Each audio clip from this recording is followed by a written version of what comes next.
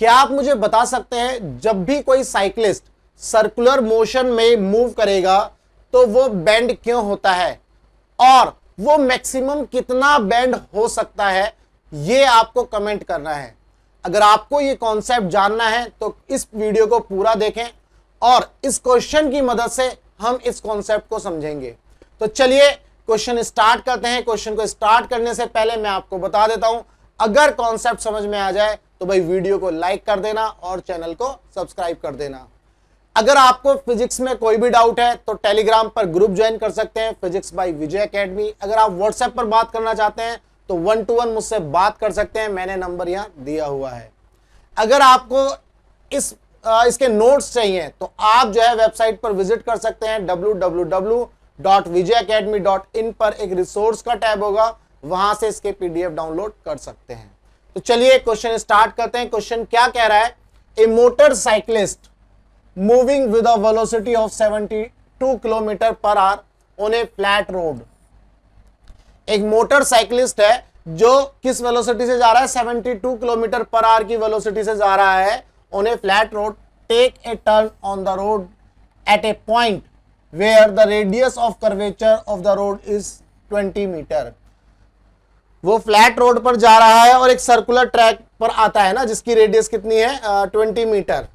The acceleration due to gravity is 10, ये आपको लेना है। In order to avoid skidding he must not bend with respect to the vertical plane by an angle greater than. In order to avoid skidding, he must not bend with respect to vertical plane by an angle greater than. मतलब कि vertical plane से maximum वो कितना angle बनाएगा ताकि वो skid ना हो। वर्टिकल प्लेन से ये जो साइक्लिस्ट है कितना एंगल बनाएगा, यानी कि कितना बैंड होगा ताकि जो है ये साइक्लिस्ट जो है इसकी बाइक जो है स्किड ना करे या गिरे नहीं। ठीक है, कॉन्सेप्ट को समझेंगे। कॉन्सेप्ट को समझने से पहले क्वेश्चन का सॉल्यूशन करने से पहले मैं आपको कॉन्सेप्ट समझाता हूं। होगा क्या इसके अंदर, मान लो कोई भी साइक्लिस्ट है और इस साइक्लिस्ट की दो सिचुएशन हम समझेंगे। इस साइक्लिस्ट की कोई भी दो सिचुएशन हम समझेंगे। देखो, मान लो पहली सिचुएशन में साइक्लिस्ट जो है बेंड नहीं होता। फर्स्ट सिचुएशन में जो साइक्लिस्ट है वो बेंड नहीं होता। तो मान लेते हैं भाई ये सिर्फ और सिर्फ क्या बनाएंगे, टायर बनाएंगे। ये साइक्लिस्ट का टायर बना दिया, ठीक है। और ये आपका ये साइक्लिस्ट है और साइक्लिस्ट का ये टायर बना दिया मैंने। अभी क्या है, ये सर्कुलर ट्रैक पर जैसे ही आया, मान लो यहां पर ये सर्कुलर ट्रैक की यहां से यहां तक ये रेडियस हो गई, कितनी दी है, 20 मीटर। मान लो इस पॉइंट से ये 20 मीटर की डिस्टेंस पर है और ये जो है बेंड नहीं होता है। फर्स्ट सिचुएशन हम समझते हैं कि ये जो साइक्लिस्ट है बेंड नहीं हो रहा है। आप इसको ऐसे देख रहे हो, साइक्लिस्ट ऐसे आ रहा है, समझ गए। जैसे आपकी तरफ से साइक्लिस्ट ऐसे आएगा तो आप ऐसे देख रहे हो इसको, तो साइक्लिस्ट इस तरह से आ रहा है और ये बेंड नहीं होता। वर्टिकल से इसका कोई भी जो एंगल है वो इस तरह से, यानी कि थीटा 0 डिग्री है। ये वर्टिकल लाइन है। पहले कॉन्सेप्ट समझना है, क्वेश्चन तो बहुत आसान है, कॉन्सेप्ट समझेंगे। अब ध्यान से देखेंगे कि जब ये साइक्लिस्ट जो है इस सर्कुलर ट्रैक पर जाएगा तो इस केस में नो बेंडिंग। अगर मैं बात करूं तो इस केस में नो बेंडिंग। जब कोई भी बेंडिंग नहीं होगी तो क्या होगा, ये साइक्लिस्ट ऐसे चलता रहेगा, ऐसे सर्कुलर रोड पर जाएगा, लेकिन बेंड नहीं होगा। समझ रहे हो ना। देखो फॉर एग्जांपल, जैसे मान लो ये साइक्लिस्ट का ये टायर है, ये बिल्कुल सर्कुलर रोड पर ऐसे ऐसे जा रहा है, ऐसे इस तरह से, है ना। अदरवाइज को बेंड होके ऐसे जाना पड़ता, अदरवाइज बेंड होता तो ये इस तरह से किसी एंगल पर जाता। वर्टिकल से देखो कुछ एंगल बना रहा है ना। अभी ये क्या कर रहा है, बिल्कुल सीधा वर्टिकल से 0 एंगल बनाते हुए ऐसे ऐसे इस तरह से टर्न कर रहा है। तो अब यहां पर बेसिकली जब ये टर्न करेगा तो आपको पता है सेंट्रीपिटल फोर्स लगता है भाई। जब ये वर्टिकल से टर्न करे, मतलब सॉरी, जब ये सर्कुलर मोशन में आएगा तो इसमें क्या लगता है, सेंट्रीपिटल फोर्स लगता है। और सेंट्रीपिटल फोर्स लगेगा, ये होगा mv² बाई आर। और ये सेंट्रीपिटल फोर्स इस केस में कौन प्रोवाइड करेगा? इस केस में जो टायर के और रोड के बीच में जो फ्रिक्शन है वो प्रोवाइड करेगा। ये आपको समझना है। जो टायर और रोड के बीच में जो फोर्स ऑफ फ्रिक्शन है, force of friction small F से डिनोट कर लेते हैं, ये फोर्स ऑफ फ्रिक्शन ही इसको क्या प्रोवाइड करेगा? Centripetal force. यही सेंट्रीपिटल फोर्स जो है किसके इक्वल होगा? फोर्स ऑफ फ्रिक्शन के। अब फोर्स ऑफ फ्रिक्शन किसके इक्वल होता है? म्यू इंटू एन के। एन जो है नॉर्मल रिएक्शन होती है। अब यहां पर देख लेते हैं, नॉर्मल रिएक्शन भी बना लेते हैं। तो ये जो है नॉर्मल रिएक्शन हो गई ग्रीन कलर से, और इसका वेट जो हो गया नीचे की तरफ हो गया mg। तो n जो है mg के इक्वल होता है, तो यहां से हम इसको इस तरह से लिख सकते हैं म्यू इंटू mg। अब यहां पर आप ध्यान से देखो क्या क्या चीजें कैंसिल हो सकती है। m से m कैंसिल हो रहा है, तो v square is equal to mu r g. v square is equal to mu r g. तो v इज इक्वल टू क्या आ गया? स्क्वायर रूट में म्यू आर जी। ठीक है भाई, अब ये आपको समझ में आ गया कि हाँ v is equal to mu r g. अब इस सिचुएशन को यहां बनाएंगे। अब समझते हैं पहले, जो ये आया v is equal to square root में म्यू आर जी। ठीक है, अब इस सिचुएशन को समझने की कोशिश करते हैं। बेसिकली ये जो वेलोसिटी आई है ये क्या बता रही है? मैं एक सिंपल सा केस लेता हूं। मान लो म्यू कोएफिशिएंट ऑफ फ्रिक्शन 1 है, आर रेडियस जैसे यहां 20 है तो चलो 20 ही ले लेते हैं, और जी की वैल्यू क्या लेते हैं हम? 10 जी की वैल्यू 10। तो 200 हो जाएगा ना, स्क्वायर रूट के अंदर है, 200 है 200। तो इसको म्यू की वैल्यू मान लो 0.5 ले लेते हैं, म्यू की वैल्यू हाफ ले लेते हैं ताकि ये स्क्वायर रूट करके सॉल्व हो जाए। तो v कितना आ जाएगा? यहां से देखो म्यू की वैल्यू 1/2 और r की वैल्यू 20 और g की वैल्यू 10। ठीक है, तो ये कैंसिल हो गया, ये 10 आ गया, यानी कि 100 हो गया। तो v कितना आ गया? 10। v आ गया 10 मीटर पर सेकेंड।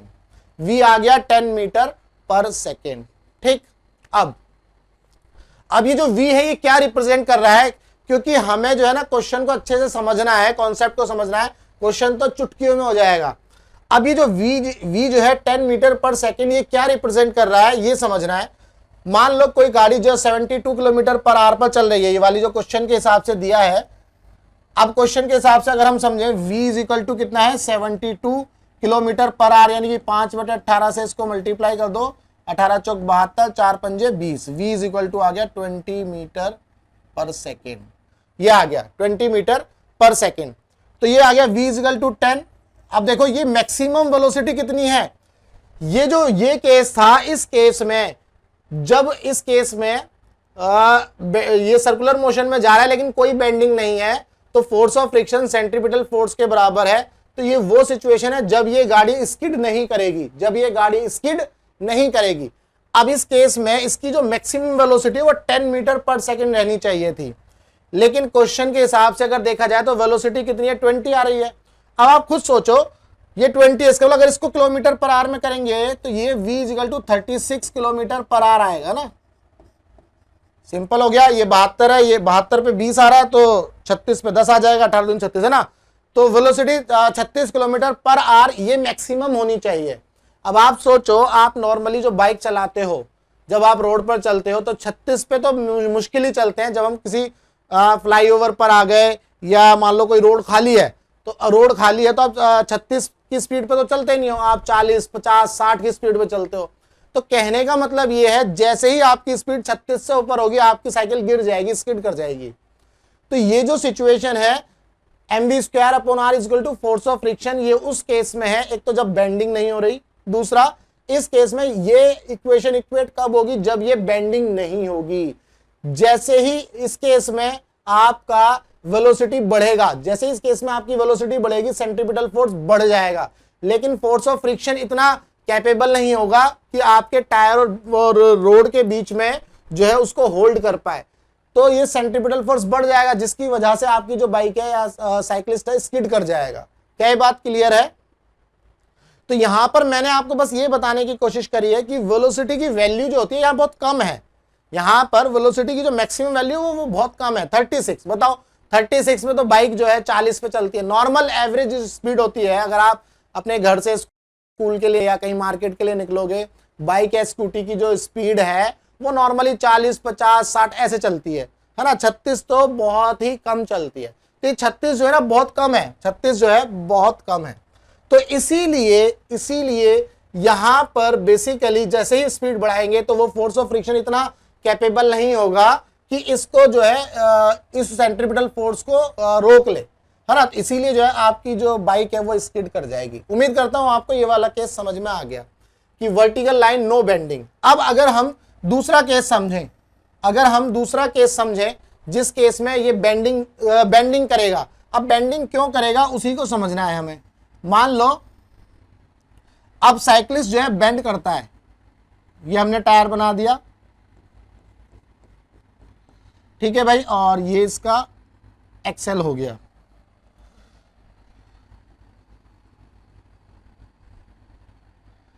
ये अब साइक्लिस्ट ने क्या किया, बेंड करना शुरू किया और बेंड करता है। तो अब देखो जब ये बेंड कर रहा है तो यहां पर यहां से एक रिएक्शन निकलेगा, ये रिएक्शन हो गया।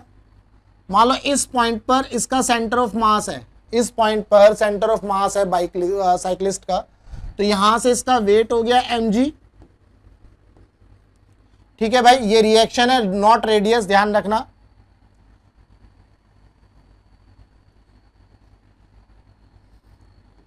ये एंगल साइक्लिस्ट ने कितना बनाया, थीटा।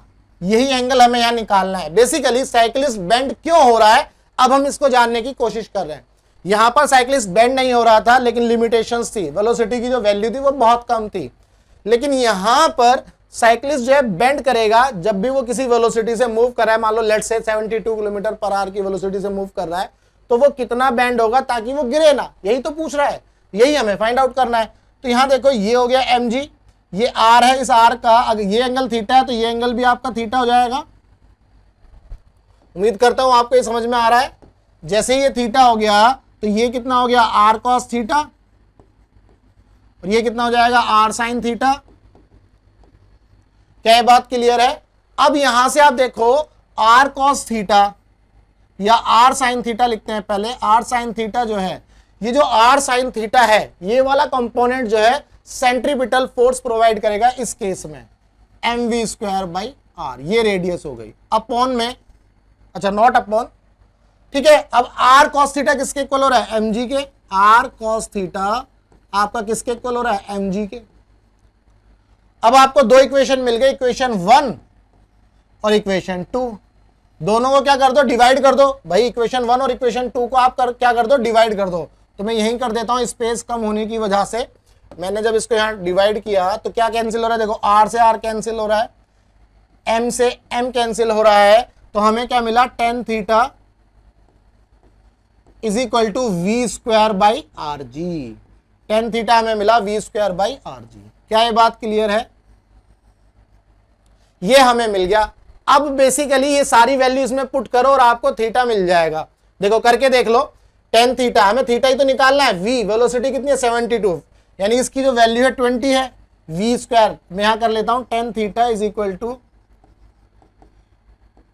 20 इंटू 20 अपॉन में r, रेडियस कितना है 20 दिया है, और g हमें 10 लेना है भाई। ये कैंसिल हो गया और एक ये 20 से 20 उड़ गया पूरा, तो कितना आ गया, tan theta is equal to 2।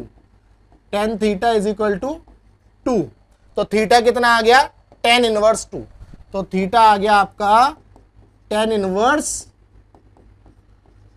2। तो इसका मतलब हमारा सेकंड ऑप्शन जो है वो करेक्ट है, ठीक है। अब देखो यहां पर बेसिकली हो क्या रहा है, इसको समझना है।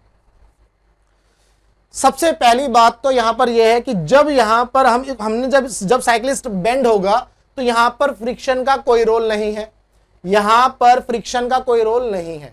यहां पर फ्रिक्शन का रोल था, लेकिन यहां पर फ्रिक्शन का कोई भी रोल नहीं है। ये चीज आपको समझ में आ गई? क्यों? क्योंकि क्या था, यहां पे फोर्स ऑफ फ्रिक्शन बहुत कम था, है ना। कोफिशिएंट ऑफ फ्रिक्शन कम है तो फोर्स ऑफ फ्रिक्शन भी कम हो जाएगा, लेकिन यहां पर फ्रिक्शन का कोई रोल नहीं रहेगा।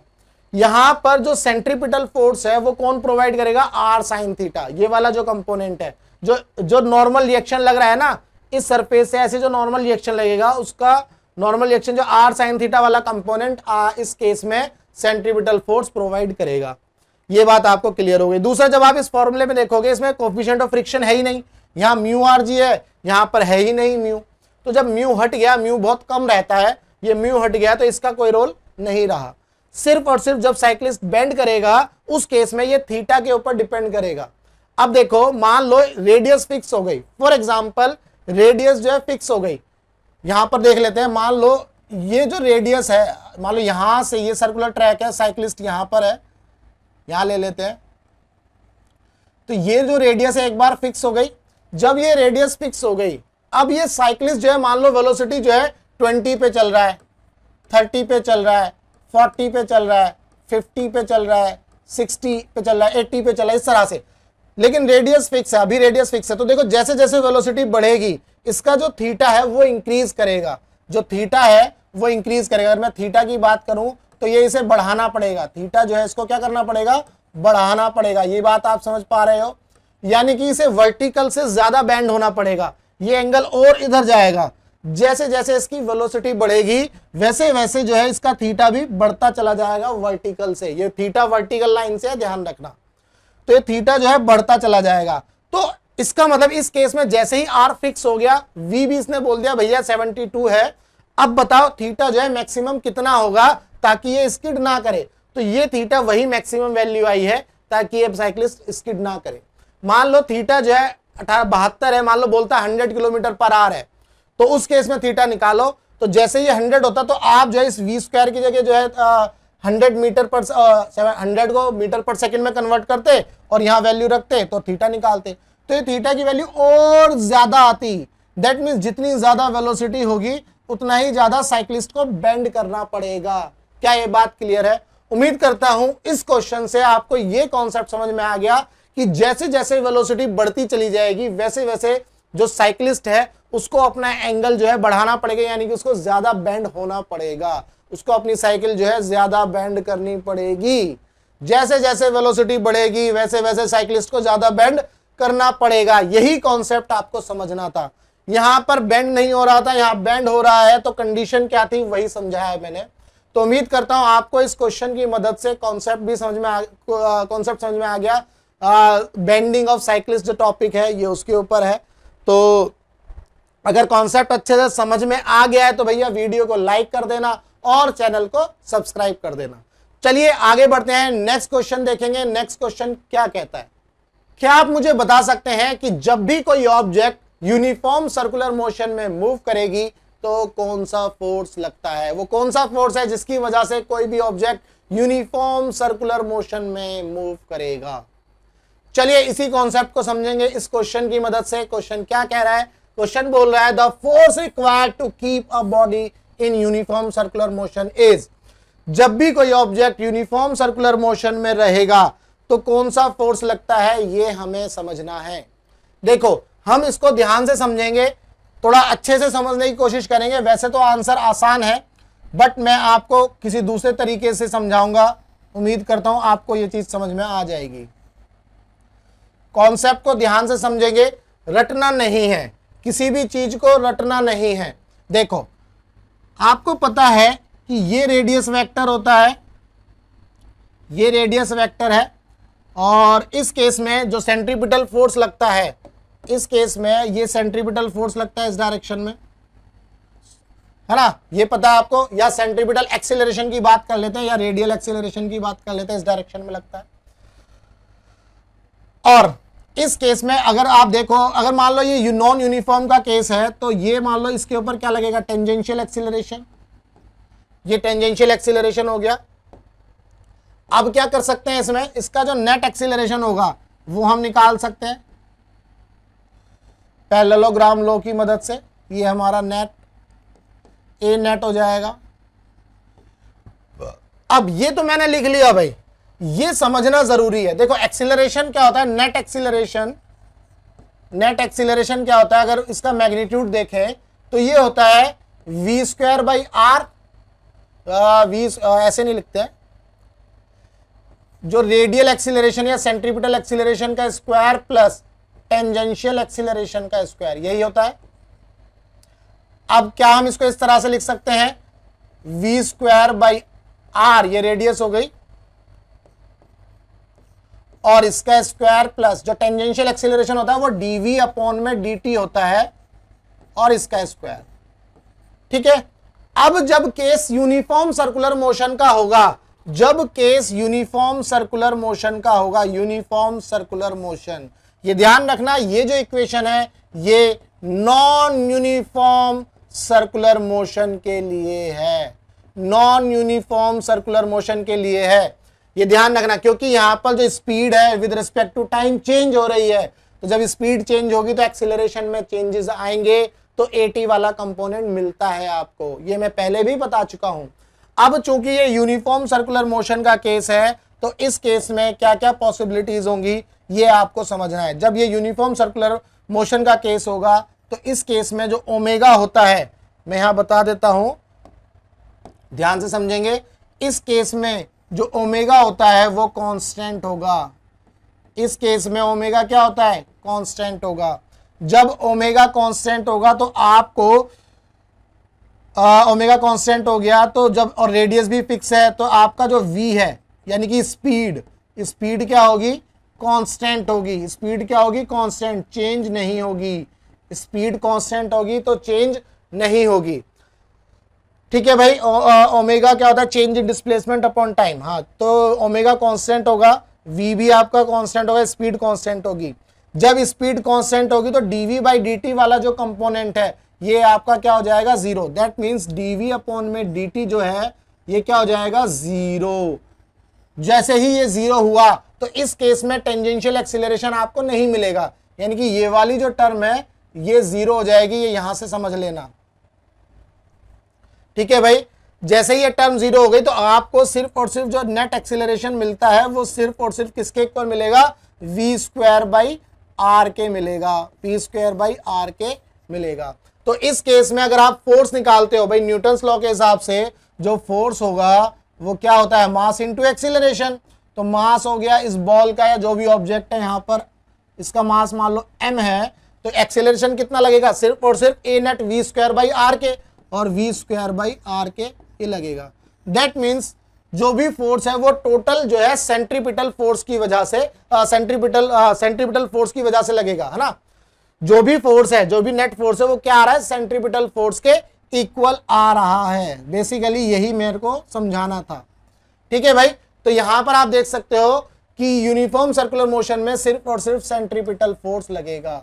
सेंट्रीफ्यूगल फोर्स की बात बाद में करेंगे, रेजिस्टेंस नहीं होगा, none of the above. Centrifugal force की बात बाद में करेंगे, ये ध्यान रखेंगे। ठीक है। चलिए, तो उम्मीद करता हूं आपको जो है समझ में आ गया कि कोई भी ऑब्जेक्ट जब यूनिफॉर्म सर्कुलर मोशन में होगी, ध्यान रखना यूनिफॉर्म सर्कुलर मोशन में, तभी जो है जो एक्सीलरेशन है, टोटल एक्सीलरेशन वो सेंट्रीपिटल एक्सीलरेशन के इक्वल होता है, और फोर्स जो है सेंट्रीपिटल फोर्स के इक्वल होता है। अगर आपका फोर्स मोशन जो है नॉन यूनिफॉर्म सर्कुलर मोशन है, नॉन यूनिफॉर्म यानी कि स्पीड चेंज हो रही है, तो आपको at भी मिलने लगेगा, ये at वाला कंपोनेंट जीरो नहीं होगा।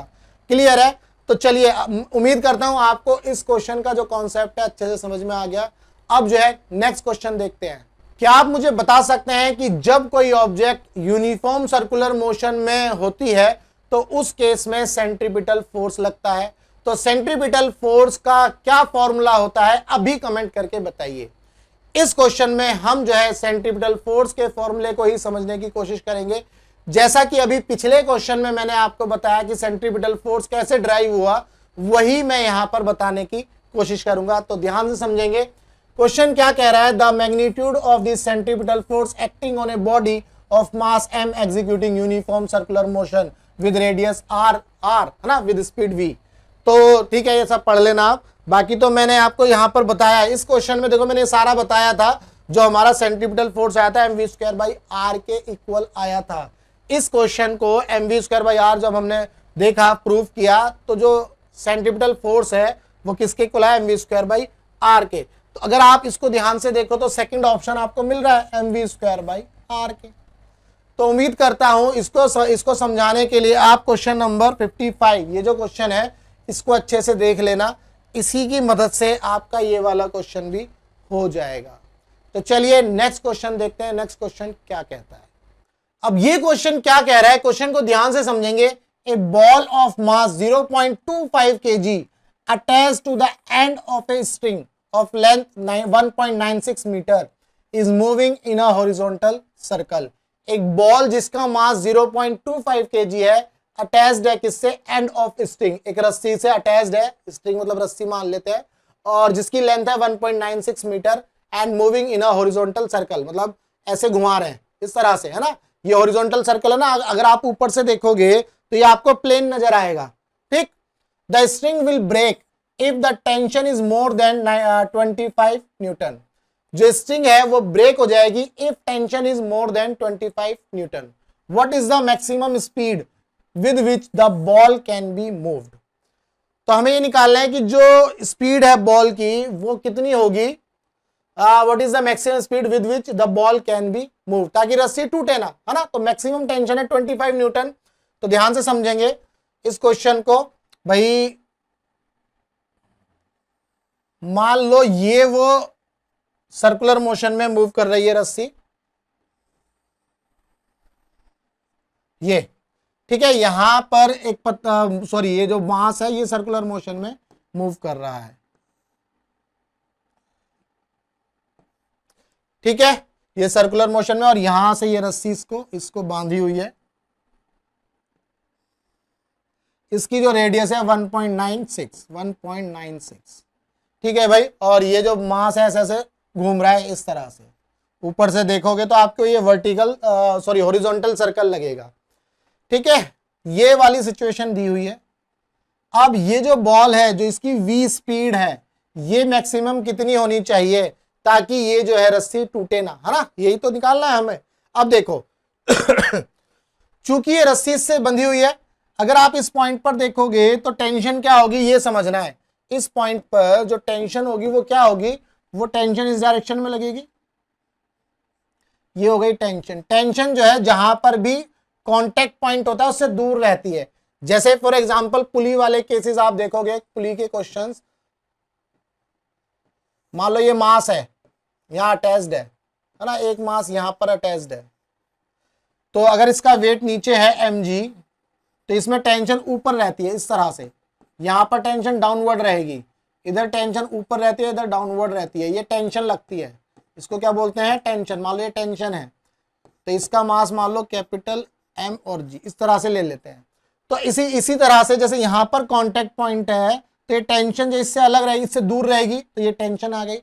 अब चूंकि आपको पता है जब कोई ऑब्जेक्ट यूनिफॉर्म सर्कुलर मोशन में इस तरह से मूव करेगी तो उस केस में सेंट्रीपिटल फोर्स भी लगता है, इस केस में क्या लगता है, सेंट्रीपिटल फोर्स, इस केस में सेंट्रीपिटल फोर्स भी लगता है।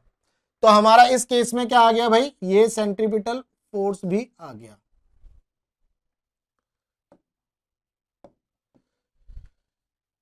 ये आ गया आपका सेंट्रीपिटल फोर्स। तो बेसिकली इस केस में जो सेंट्रीपिटल फोर्स है और वो टेंशन है, दोनों सेम डायरेक्शन में है, दोनों सेम डायरेक्शन में है। अब according to Newton's second law, Newton second law बोलता है जो नेट फोर्स है, जो भी सम करोगे आप नेट फोर्स का, वो किसके इक्वल होता है, मास इनटू एक्सीलरेशन के। अब यहां पर नेट फोर्स क्या है, टेंशन। नेट फोर्स क्या है, टेंशन। अगर मान लो टेंशन इस डायरेक्शन में है तो नेगेटिव। और मैंने आपको लास्ट वाली वीडियो में यह बताया था कि जब भी आप फोर्सेस को बैलेंस करोगे तो इस तरह से करना, नेट फोर्स विद साइन रखने हैं लेफ्ट साइड में, मास इनटू एक्सीलरेशन भी विद साइन रखना है। तो इसका मास m हो गया, एक्सीलरेशन यानी कि सेंट्रीपिटल एक्सीलरेशन v²/r। तो यहां पर ये भी नेगेटिव हो जाएगा, क्यों, क्योंकि इसकी भी डायरेक्शन इस डायरेक्शन, ये लेफ्ट साइड में है। तो ये भी दोनों, जब दोनों इस साइड में है तो दोनों ये नेगेटिव साइन आ गए, यहां से माइनस कैंसिल हो गया, तो टेंशन किसके इक्वल आ गया, mv²/r के। टेंशन आ गया mv²/r के। उम्मीद करता हूं आपको ये समझ में आया होगा। जो नेट फोर्स है वो किसके इक्वल होता है, मास इनटू एक्सीलरेशन के। बेसिकली इसी को बोला जाता है इनर्शियल फ्रेम ऑफ रेफरेंस। इसको क्या बोला जाता है, inertial frame of reference, inertial frame of reference को आगे अच्छे से पढ़ेंगे। तो ये इनर्शियल फ्रेम ऑफ रेफरेंस में जो फोर्स नेट फोर्स है वो किसके इक्वल होगा, मास इनटू एक्सेलरेशन के। आपको जितने भी फोर्सेस हैं उनको विद साइन लेफ्ट साइड में रखना है और मास इनटू एक्सेलरेशन भी आपको राइट साइड में जो है विद साइन ही रखना है। उम्मीद करता हूं आपको ये समझ में आ गया होगा। यहां से हमें ये मिल गया T equal to m v square by r. तो टेंशन जो है m v square by r के इक्वल हो गई। टेंशन कितनी है, दी है 25, that is equal to mass कितना है 0.25 इंटू वी स्क्वायर हमें निकालना है, वी हमें निकालना है बेसिकली, और आर कितना है 1.96। तो आप देखो यहां से क्या क्या कैंसिल आउट हो रहा है, काटम किटी कर दो, ये हो गया भाई, ये डॉट हट गया है ना जो डेसिमल है, और ये 25 से 25 उड़ गया, तो ये 196 is equal to v square. तो v इज इक्वल टू कितना आ गया 14, 14 का स्क्वायर जो है 196 होता है। तो 14 मीटर पर सेकेंड, 14 मीटर पर second is the maximum speed जहां पर ये रस्सी जो है ब्रेक नहीं होगी, यानी कि फर्स्ट ऑप्शन आपका करेक्ट है, फर्स्ट ऑप्शन आपका करेक्ट है। उम्मीद करता हूं आपको ये चीज समझ में आ गई कि किस तरह से किया है। एक और चीज बता देता हूं, इनर्शियल फ्रेम ऑफ रेफरेंस के केस में अब आपको ये कंफ्यूजन हो रही होगी कि ये टेंशन और जो सेंट्रीपिटल फोर्स है दोनों सेम डायरेक्शन में होने के बावजूद भी ये इक्वल कैसे हैं। मैं आपको ये बताता हूं, इनर्शियल फ्रेम ऑफ रेफरेंस में ऑब्जर्वर यहां पर है, ऑब्जर्वर यहां पर है, ये इनर्शियल फ्रेम ऑफ रेफरेंस का केस है, ठीक है। जब ये non inertial frame of reference में होगा तो ऑब्जर्वर ये समझ लेना बॉल पर बैठा है। जब आप सेंट्रीफ्यूगल फोर्स पढ़ते हो, इसको डिटेल में पढ़ेंगे, जब ऑब्जर्वर बॉल के ऊपर ही आ गया मान लो, तो अब जब ऑब्जर्वर बॉल के ऊपर आ गया तो ऑब्जर्वर को क्या लगेगा, वो पीछे की तरफ जा रहा है ना। जैसे बाइक, जैसे कार है, कार में मान लो आप बैठे और एकदम से कार की स्पीड बढ़ा दी जाए, यानी कि उसका एक्सेलरेशन बढ़ा दिया जाए, तो आपको पीछे की तरफ धक्का लगता है। तो जो पीछे की तरफ धक्का लगा, तो वो आप शूडो फोर्स बताते हो, उसको शूडो फोर्स बोला जाता है। तो बेसिकली जो सेंट्रीफ्यूगल फोर्स है वो शूडो फोर्स की तरह ही काम करता है। और जब ये ऑब्जर्वर यहां आ जाएगा बॉल के ऊपर, तो इसको non inertial frame of reference बोला जाएगा। जब ये ऑब्जर्वर बॉल के ऊपर आ जाएगा उसको non inertial frame of reference बोला जाएगा। इसको हम जो है जब सेंट्रीफ्यूगल वाले केसेस आएंगे तब बहुत अच्छे से करेंगे। अभी सिर्फ इतना याद रखो कि यहां पर ये ऑब्जर्वर यहां है, तो इसको तो ये दिख रहा है ना, ये बॉल जो है सर्कुलर मोशन में जा रही है, इसके ऊपर ये टेंशन है। तो भैया ये जो टेंशन है इसका मतलब यही टेंशन जो है सेंट्रीपिटल फोर्स प्रोवाइड कर रही है। तो अगर हम इसको न्यूटन सेकंड लॉ में लेकर के आए तो नेट फोर्स जो है मास इनटू एक्सीलरेशन के होता है। नेट फोर्स यहां पर जो है टी के इक्वल है, सिर्फ एफ सी जो है ये तो ये वाला फोर्स है एम ए, ये मास हो गया, और एक्सीलरेशन क्या है वी स्क्वायर बाई आर, यानी कि ए आर जो यहां पर चल रहा है। तो ये वो वाला फोर्स है ना सेंट्रीपिटल फोर्स। दैट मीन्स जो टेंशन है आपका सेंट्रीपिटल फोर्स के इक्वल आ गया, ये मैंने प्रूव कर दिया यहां पर। और यहां से हमने जो है वी की वैल्यू निकाल दी। उम्मीद करता हूं आपको इस क्वेश्चन का जो कॉन्सेप्ट है अच्छे से समझ में आ गया। अगर समझ में आ गया तो भाई वीडियो को लाइक कर दो और चैनल को सब्सक्राइब कर दो। अगर आपको इसका पीडीएफ चाहिए तो आप जो है पीडीएफ वेबसाइट से ले सकते हैं, www.vijayacademy.in पर जाएंगे, वहां पर एक रिसोर्स का टैब होगा, वहां से इसका पीडीएफ डाउनलोड कर सकते हैं। अगर आपको फिजिक्स में कोई भी डाउट है तो आप टेलीग्राम पर ग्रुप ज्वाइन कर सकते हैं, फिजिक्स बाय विजय अकेडमी। अगर आप 1-to-1 बात करना चाहते हैं तो व्हाट्सएप पर भी मुझसे आप बात कर सकते हैं। तो चलिए मिलते हैं हम अपने नेक्स्ट क्वेश्चन में।